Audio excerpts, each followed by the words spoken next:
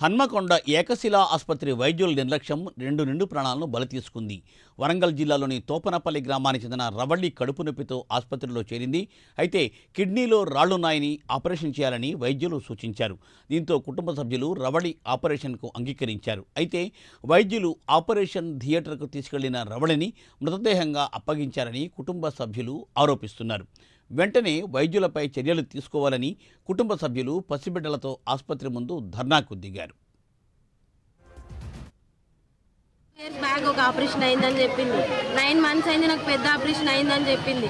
చెప్పిన తర్వాత అమ్మ ఎలాంటి ఇష్యూ ఉండదు, ఎలాంటి ప్రాబ్లం ఉండదు, నువ్వు 1 hourలో నవ్వుకుంటూ నువ్వు వెళ్ళిపోవచ్చు అని చెప్పిందంట.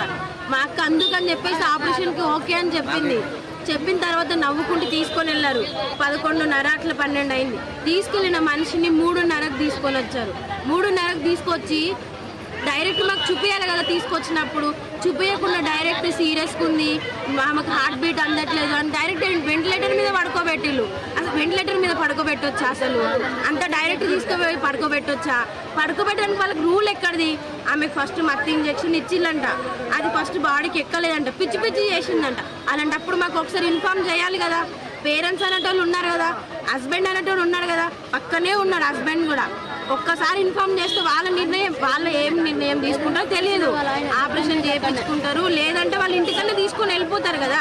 ఏం నిర్ణయం తీసుకోకుండా డైరెక్ట్ తీసుకొని వెళ్ళి డైరెక్ట్ వెంటిలేటర్ మీద పడుకోబెట్టి ఆ రోజు మూసిన కన్ను ఈ రోజు వరకు మాకు శవన్నప్ప చెప్పిళ్ళు. అంతకు మించి బాడీ కదలికలు లేవు, ఏమీ లేవు. అసలు మూచిన తెరవలేదు. ఆమెకి 2 చిన్నపిల్లలు ఉన్నారు. ఆ చిన్నపిల్లని వీళ్ళు పోషించుతారా? ఇప్పుడు చెప్పమనండి.